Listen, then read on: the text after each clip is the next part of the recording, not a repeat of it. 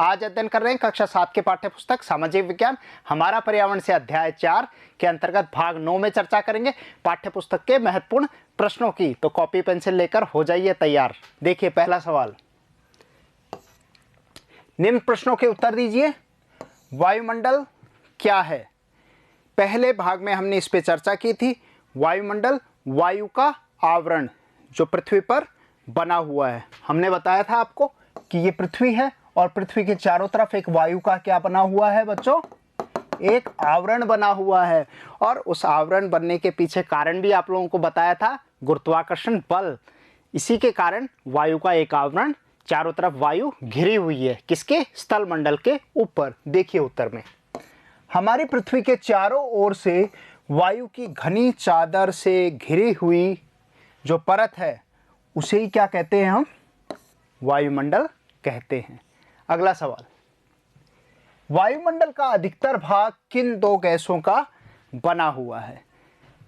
वायुमंडल का जब हमने संगठन पढ़ा था उसमें इस चीज़ की चर्चा की थी, जिसमें महत्वपूर्ण गैसों के बारे में पढ़ा था। जलवाष्प पढ़े थे और धूल के कण पढ़े थे। गैसों के अंतर्गत प्रमुख गैसों में सबसे पहले नाइट्रोजन, फिर ऑक्सीजन, फिर आर्गन और कार्बन डाइऑक्साइड, फिर अन्य गैसें हमने पढ़ी। तो सर्वाधिक मात्रा में कौन सी गैस है? नाइट्रोजन गैस है। देखिए 78.08% और दूसरे नंबर पे ऑक्सीजन 20.95%। आपकी पुस्तक में कितनी लिखी हुई है राउंड ऑफ करके? ये 21% लिखी हुई है। ठीक है, तो ये बिल्कुल सही है। अगला सवाल देखते हैं, वायुमंडल में कौन सी गैस हरित गृह प्रभाव पैदा करती है? यानी कि ग्रीन हाउस इफेक्ट कौन सी गैस बना रही है? आया दिमाग में याद?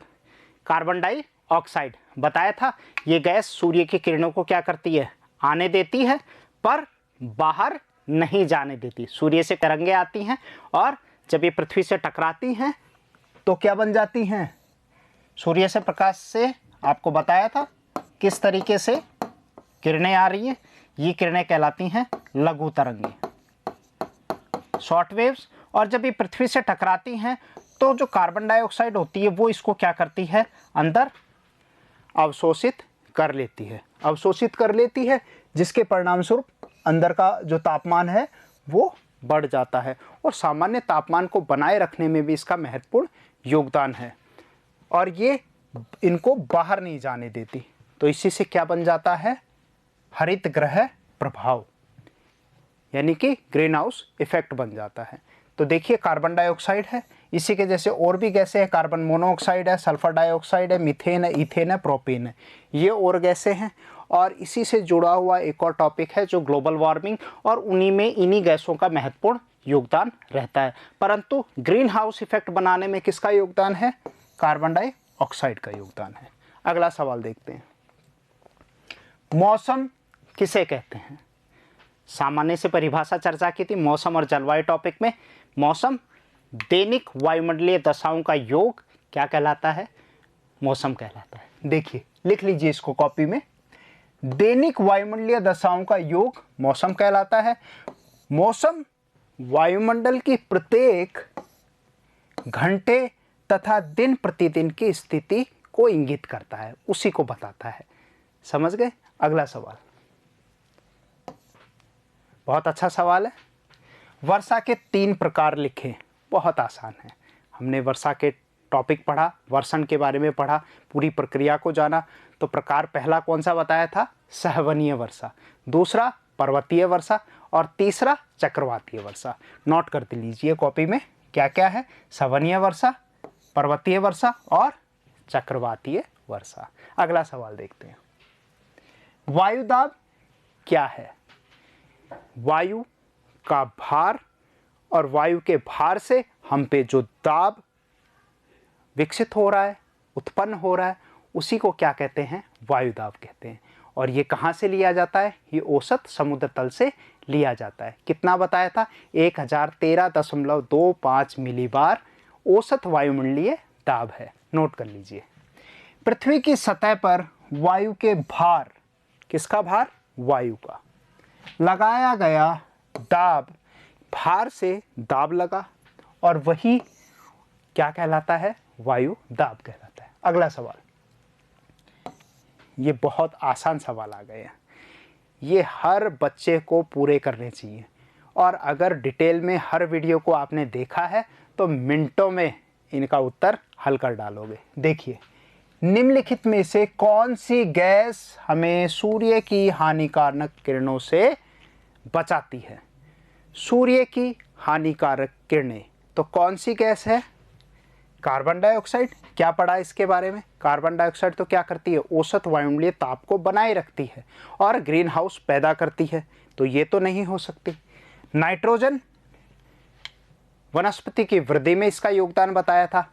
और तीसरे नंबर पे क्या है? ओजोन। तो सही उत्तर क्या है इसका? ओजोन। ओजोन कहाँ पड़ी थी? समताप मंडल। समताप मंडल में 25 से 50 किलोमीटर के बीच में, 22 से 30 किलोमीटर के बीच में इसका संकेंद्रण बहुत ज़्यादा होता है और यही परत हमें सूर्य से आने वाली पराबैंगनी किरणों से हमारे को क्या करती हैं? बचाती हैं। मैंने आपसे चर्चा की थी कि जो ठंडे प्रदेश के लोग हैं, श्वेत चमड़ी के लोग हैं, वाइट पीपल्स हैं, उनको क्या हो जाता है? अल्ट्रावायलेट रेस के कारण से स्किन कैंसर जैसी समस्याएं पैदा हो जाती हैं। और भारत में थोड़ा सा बचाव है क्योंकि यहाँ गेहुआ रंग या काली चमड़ी के लोग मिलते हैं, क्योंकि हमारी चमड़ी में मेलानिन बहुत ज़्यादा होता है, इसलिए थोड़ा घबराने की आवश्यकता नहीं है। देखिए, तो सही उत्तर मिल गया आपको। कौन सी गैस हमें सूर्य की हानिकारक किरणों से बचाती है? आपका सही उत्तर है ओजोन गैस बचाती है। ओजोन क्या है? O3 है। विज्ञान में इसको क्या कहते हैं? O3। आगे देखिए, वायुमंडल की सबसे महत्वपूर्ण परत है श्रोभ मंडल, श्रोभ मंडल, बाह्य वायुमंडल और मध्य मंडल। तो सबसे महत्वपूर्ण परत हमने कौन सी पढ़ी थी? जो इंसान के सबसे ज़्यादा काम में आ रही है, जिसमें सारी की सारी गतिविधियां हो रही हैं, आपने देखा वो कौन सी परत है? सही उत्तर श्रोभ मंडल। कितना? 0 से 20 किलोमीटर की ऊंचाई पर। और हमारे स्थल मंडल के पास सबसे पहली परत जो है वो कौन सी है?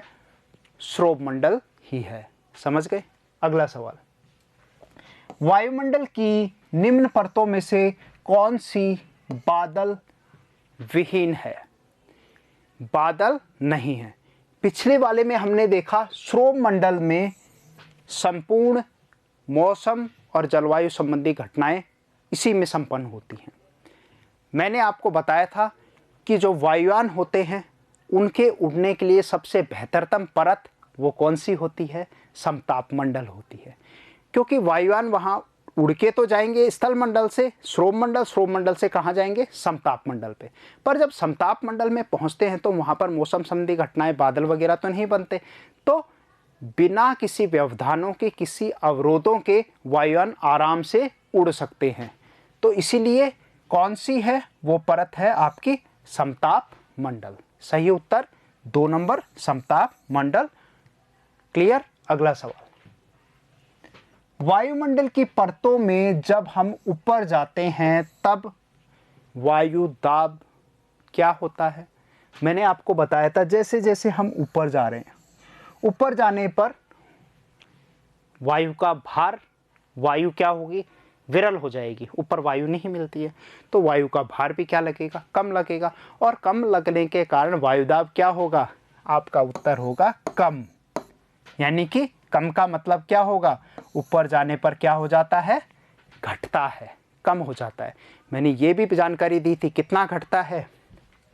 हम 300 मीटर की ऊंचाई पे आप जाइए तो 34 मिलीबार वायुदाब क्या हो जाता है? घट जाता है। क्लियर? नोट कर लीजिए। अगला सवाल, जब वृष्टि तरल रूप में पृथ्वी पर आती है, वृष्टि मतलब वर्षा तरल रूप में आ रही है, तो हम उसे क्या कहते हैं? क्या कहेंगे उसका? पहला ऑप्शन बादल, दूसरा वर्षा, तीसरा हिम। तो तरल रूप में आती है तो उसका सीधा सा नाम क्या है? सही उत्तर आपका क्या होगा? वर्षा, रेन।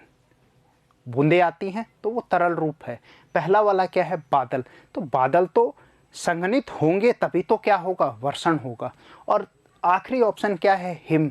हिम क्या होगा, जब हिमांक से नीचे तापमान चला जाएगा तो हिम बनेगी, और ऊपर हिम नहीं बनती है, वो क्या है, ओले वृष्टि होती है, और ऊंचाई स्थानों पर हिम स्नोफॉल होता है। तो सही उत्तर इसका क्या है, वर्षा। अगला सवाल, निम्नलिखित स्तंभों को मिलाकर सही जोड़े बनाइए।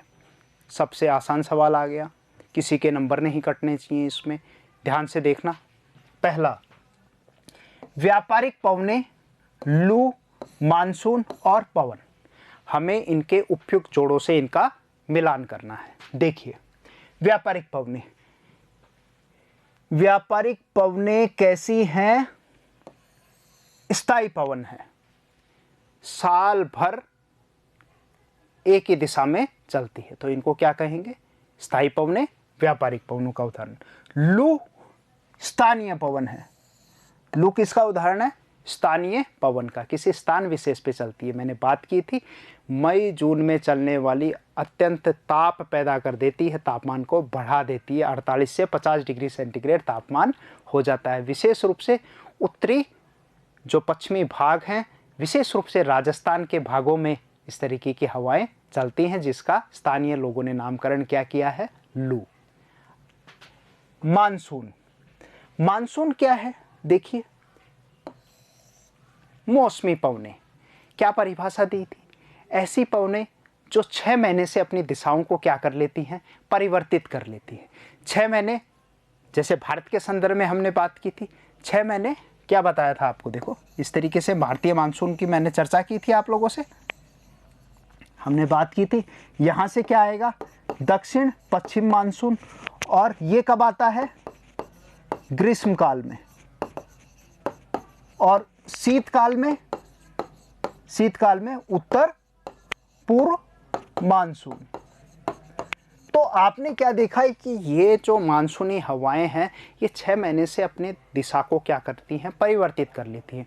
और ये भी जानकारी देती कि अरबी भाषा मौसम शब्द से इसकी उत्पत्ति हुई है। अगला सवाल, पवन, अब आखिरी बच गया, किससे मिलाओगे, देखो पवन क्या है, पवन, पवन की क्षैतिज गति। पवन मैंने इसको बताया था, विशेष रूप से हवा जिसमें क्या होती है, गतिशीलता होती है, वही क्या है, तो सही उत्तर क्या होगा, पवन की क्षैतिज गति। अगला सवाल देखते हैं, ये इसके सही उत्तर हैं, इनको आप कॉपी में सही से ऐसा कैसा बना लेंगे। जैसे जैसे हमने मिलान किया, व्यापारिक पवन, स्थायी पवन, लू स्थानीय पवन, मानसून मौसमी पवन, और पवन, पवन की क्षैतिज गति। अगला सवाल देखते हैं, कारण बताइए। इन सवालों को हल करने के लिए बहुत सोचना पड़ता है, और जिन्होंने वीडियो को बहुत गहनता से देखा है वो चुटकियों में इसको हल कर डालेंगे। देखिए, पहला सवाल, आर्द्र दिन में गीले कपड़े सूखने में अधिक समय लगता है। वीडियो हमने चर्चा की थी जिसमें आर्द्रता के बारे में, उसमें मैंने आपको बताया था कि किस तरीके से आर्द्रता अपने आप में क्या है, जलवाष्प है, नम है। तो जिन दिनों में बारिश भी है और आर्द्रता भी बढ़ी हुई है, तो कपड़े सूखेंगे क्या, समय लगेगा, क्योंकि पहले से वो नमी है उनमें मौजूद। देखिए सही उत्तर, जब वायु गर्म होती है तो इसकी जलवाष्प धारण करने की क्षमता बढ़ जाती है। तो जब आर्द्र है समय, यानी कि नमी ज़्यादा है, तो उस समय क्या होगा, वायु गर्म नहीं होती है, वायु ठंडी हो जाती है। तो ठंडी वायु जो होती है वो अपने आप में क्या होती है, भारी होती है, और वो नीचे की तरफ आती है। तो वो नमी को क्या करेगी, ठंडी वायु तो बढ़ाएगी, और गर्म वायु नमी को क्या कर देती है, कम कर देती है। समझ गए। अगला सवाल, भूमध्य रेखा से ध्रुवों की ओर जाने पर आतपन, आतपन का मतलब सूर्य तप, इंसोलेशन, आपसे बात की थी मैंने, आतपन की मात्रा घटती है।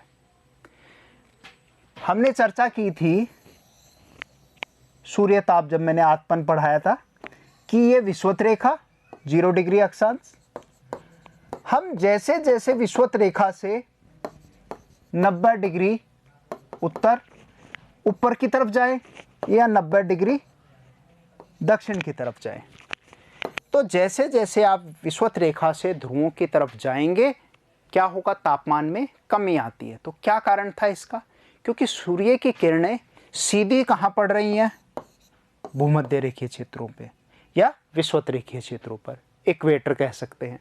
और जैसे जैसे यहाँ पर जाएंगे तो यहाँ क्या होती जाती हैं, ये आड़ी होती जाती हैं। तो आड़ी किरणें होंगी तो सूर्य, कई ऐसे देश हैं यहाँ पर प्यारे बच्चों जहाँ पर आधी रात को भी सूर्य दिखाई देता है। Country of midnight suns, Scandinavian countries होते हैं, नॉर्वे, स्वीडन, डेनमार्क, फिनलैंड, ऐसे देश हैं जिनको रात को भी सूरज दिखाई देता है। उत्तरी ध्रुव पर जाएंगे, 6 महीने का दिन होगा तो सूर्य पर उसकी ऊर्जा जो है, किरणें बिल्कुल आड़ी दिखती हैं। जैसे आपको एक और उदाहरण दे, शाम के समय जब सूर्यास्त होने लगता है तो आपने देख रहे सूर्य को आप आसानी से देख पाते हैं, पर उसकी किरणें क्या होती हैं, बिल्कुल नहीं होती हैं। प्रकाश होता है पर किरणें नहीं होती हैं और तापमान कम होता है। तो यही इसका प्रमुख कारण है। नोट कर लीजिए, पृथ्वी पर सूर्य की किरणें भूमध्य रेखा पर सीधी पड़ती हैं और जैसे जैसे हम भूमध्य रेखा से ध्रुवों की ओर जाते हैं सूर्य की किरणें आड़ी होने लगती हैं, यानी कि स्लांटिंग हो जाती हैं, जिसके परिणाम स्वरूप ध्रुवों पर सूर्यताप कम प्राप्त होता है। और यही एक मुख्य कारण है कि ध्रुवों पर क्या पाई जाती है, 12 महीने बर्फ पाई जाती है। समझ गए। अगला सवाल, 5वां प्रश्न है आओ खेल। ये क्रियाकलाप आधारित प्रश्न है जो विशेष रूप से आप ही के लिए तैयार किए गए हैं। देखिए, दिए गए चार्ट की मदद से वर्ग पहेली समस्या को हल कीजिए। जैसे अखबारों में आप लोग वर्ग पहेली खेलते हैं, मनोरंजन का अच्छा है, तो खेल खेल में सीखने का मजा ही कुछ और है। देखिए, पर पिछली बार भी हमने वीडियो में बात की थी कि इस वर्ग पहेली के उत्तर अंग्रेजी में ही भरने पड़ेंगे, पर मैं उसको बता दूंगा आप लोगों को। देखिए, वर्ग पहेली के उत्तर अंग्रेजी के शब्दों में ही हैं, तभी ये भरी जाएगी। ये वर्ग पहेली आपको दिख रही है। वर्ग पहेली में क्या है, कुछ सवाल आपसे पूछे गए हैं ऊपर से नीचे की तरफ, कुछ पूछे गए हैं बाएं से दाएं। सवालों को हम पढ़ेंगे और उनका एक सटीक शब्द में जवाब देंगे और उस शब्द को मैं अंग्रेजी में और आपको बता दूंगा, तो आप आसानी से इसको भर सकेंगे। शुरुआत करते हैं। देखिए, सबसे पहले बाएं से दाएं, बाएं से दाएं 6 नंबर है। अब जैसे ये है, ये वर्ग पहेली का पूरा चार्ट आपको दिख रहा है। अब इसमें 6 नंबर देखेंगे, ये 6 नंबर लिखा है बच्चों, ठीक है। ये कितना नंबर है, 6 नंबर। अब हम सवाल को पढ़ते हैं और फिर इसको भरेंगे। पहला सवाल क्या है 6 नंबर का, एक भारतीय पेड़ जो 24 घंटे ऑक्सीजन प्रदान करने का असाधारण गुण रखता है, तो ऐसा कौन सा वृक्ष है, हमारा राष्ट्रीय वृक्ष, क्या नाम है उसका, बरगद का पेड़। तो बरगद के पेड़ को इंग्लिश में क्या कहते हैं, उसको कहते हैं बेनियन, बेनियन ट्री कहते हैं। तो बेनियन भर के देखते हैं। ये देखिए, ऐसे भरेंगे BANYAN, हो गया पूरा। आसान है, ऐसे करना है आपको। अगला देखते हैं 8 नंबर। तो 8 नंबर कहाँ भरेंगे, बाएं से दाएं में भरेंगे 8 नंबर। तो 8 नंबर कहाँ पर है, देखो 8 नंबर, ये आपका 8 नंबर है, ठीक है। अब 8 नंबर में बाएं से दाएं भरना है। सवाल देखें, वायुमंडल में मौजूद एक गैस जो केवल 0.03% में पाई जाती है, कौन सी गैस थी, सबसे ज़्यादा नाइट्रोजन, फिर ऑक्सीजन, फिर आर्गन, आर्गन के बाद क्या है, कार्बन डाइऑक्साइड। भर दो कार्बन डाइऑक्साइड। देखो 8 नंबर में CARBON, कार्बन डाइऑक्साइड। ये पूरा हो गया। आया मजा। अगला सवाल 11 नंबर, वायुमंडल की सबसे बाहरी परत, वायुमंडल की सबसे बाहर की परत, सबसे ऊपर, तो क्या कहेंगे, ब्रह्मंडल, इंग्लिश में कहेंगे एक्सोस्फीयर। देखिए कितना नंबर है, 11 नंबर। 11 नंबर ये रहा, EXO, एक्सो, SPHERE, एक्सोस्फीयर। फिर देखते 12 नंबर, बहुत सारी गैसों का मिश्रण, तो क्या कहेंगे उसको? गैस। और वैसे क्या कहेंगे उसको? एयर। देखिए कितना नंबर है? 12 नंबर। ध्यान रखना है 12 नंबर, आपका 12 नंबर है बाएं से दाएं, AIR, एयर। पूरा हो गया। फिर से अगला सवाल देखते हैं, 14 नंबर। तो 14 नंबर देख लो कहां पर है, सबसे पहले मार्क कर लो, उसको भरने में आसानी रहेगी। ये आपका 14 नंबर है, ठीक है।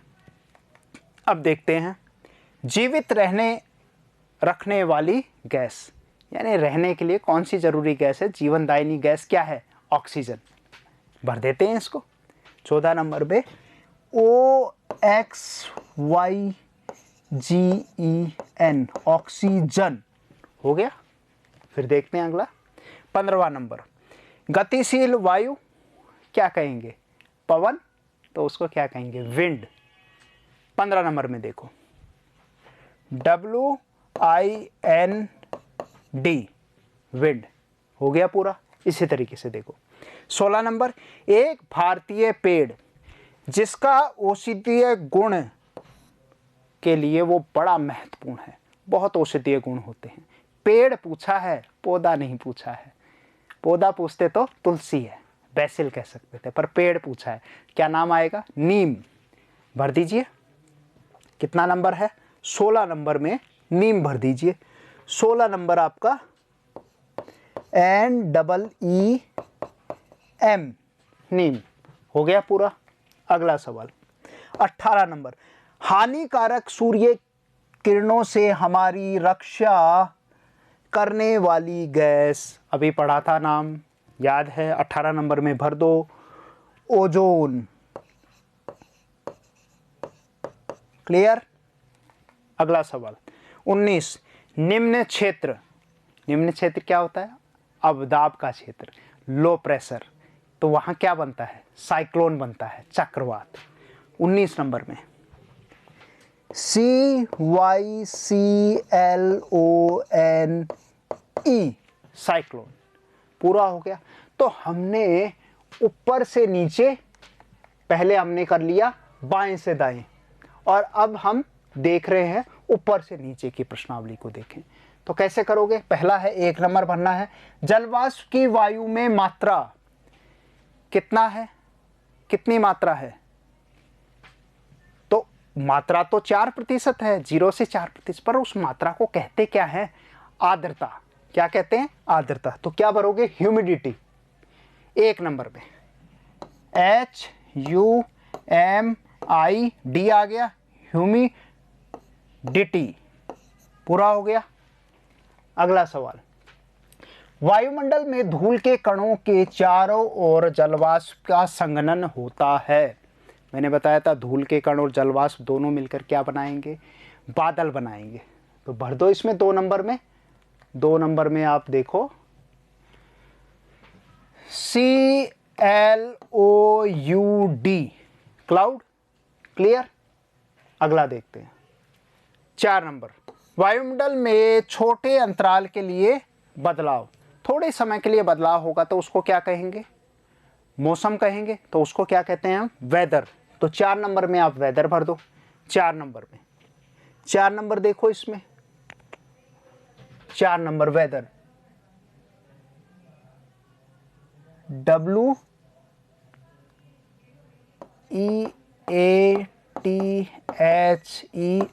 यहां थोड़ी सी मिस्टेक है, इसको आप चेक कर लेंगे, पर ये वेदर ही आएगा, ठीक है। बेनियन ट्री में एक खाने की कमी है। अगला देखते हैं, वर्षण का तरल रूप। वर्षण का तरल रूप अभी बात की थी, क्या है? 5 नंबर में रेन, RAIN। पूरा हो गया। फिर देखते हैं 7 नंबर, पृथ्वी के चारों ओर वायु की चादर। वायु की चादर बनेगी तो क्या कहेंगे? एटमॉस्फेयर। 7 नंबर में भर दीजिए। 7 नंबर, 7 नंबर आप ये देखिए कहां पर है 7 नंबर? ये रहा, ATMOSPHER,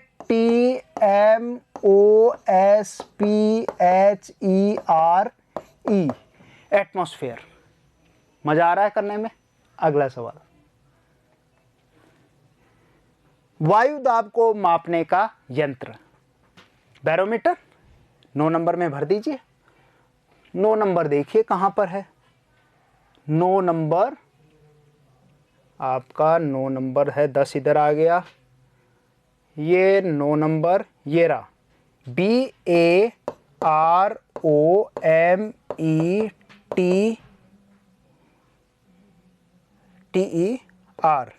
बैरोमीटर। ठीक है, बैरोमीटर, TER। ठीक है, बैरोमीटर। अगला,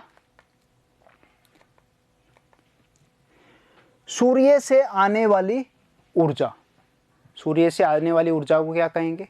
इंसोलेशन कहते हैं। 10 नंबर में ध्यान रखना, 10 नंबर में भरते हैं। 10 नंबर आपका INSOLATION,